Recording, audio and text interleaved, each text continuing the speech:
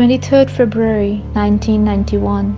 It could have been a normal night, a time when daughters hand over the last cup of kahwa to their fathers and mothers kiss goodnight to their young ones. But it was a night in Kunan and Poshpura, the darkest night in the history of Indian-occupied Kashmir. A night when the Indian troops forced themselves into the homes of civilians and inflicted the most unspeakable horrors on the women of Kunan and Poshpura. The despicable cowards see the women as a weapon of suppression, a tool of control. But little do they know, these are the women of Kashmir, fearless and feisty, brave and bold, born and bred with the spirits of freedom. Delicate they may be, but they cannot be repressed.